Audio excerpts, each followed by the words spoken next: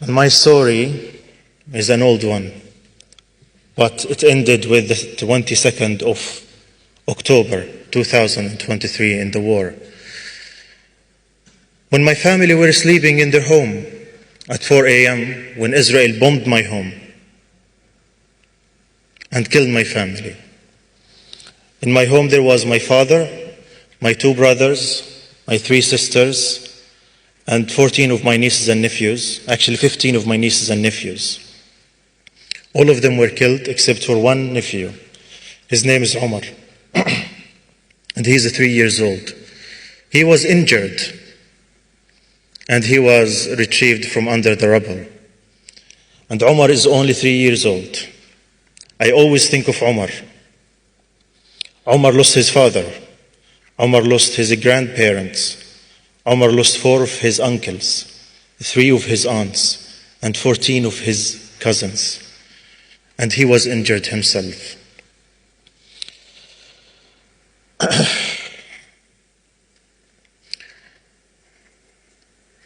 So when this happened to my family, I decided not to stay silent.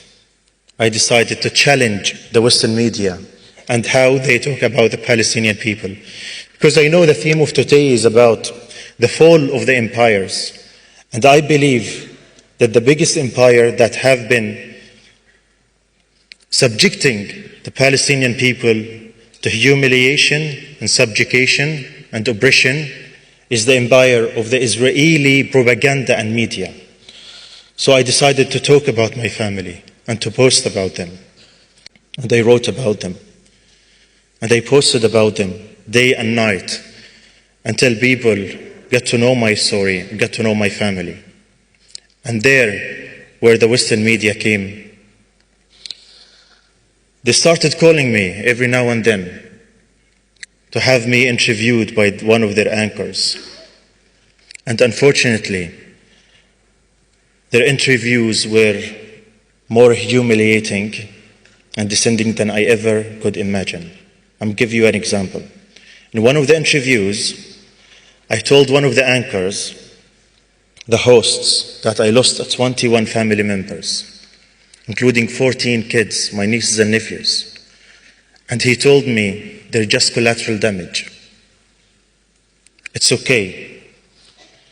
Another person, another anchor, told me that Hamas killed my family. Well, I know who killed my family. Another one asked me if my brothers and sisters were close to me. Another one told me that I shouldn't get into a war of words and hate while I was criticizing the Western media coverage. One of them told me that the international law doesn't matter. They don't care about the international law because the international law says the occupation is wrong. One of them told me that the UN is a spin force. And in the comments, many questions the reality that I lost 21 family members. And one of them asked me if I condemn Hamas only a few days after I lost my family. And one of them insisted that I should call Hamas a terror organization. And this is why I believe that the Western media is responsible for the killing of my family. Because no matter what Israel does,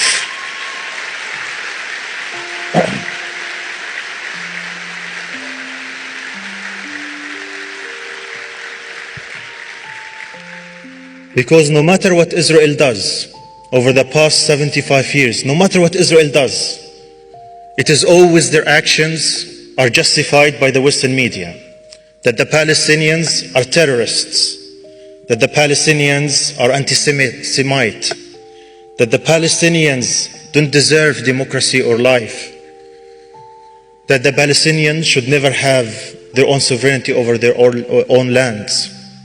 It is always the Palestinians die and the Israelis are killed and massacred.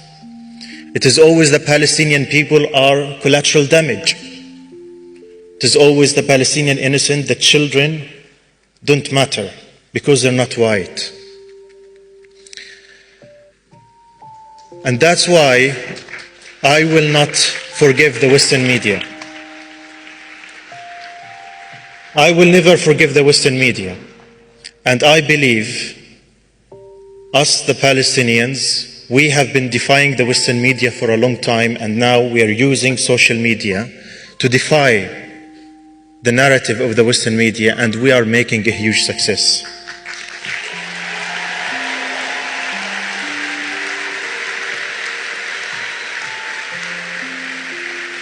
But I also believe that it's not only the Palestinians who have the responsibility to share their stories and to talk about their suffering and send their message to the world. I believe it is you, the people who live in the UK and America and the free world. You have even a bigger responsibility towards the Palestinian people to share their stories.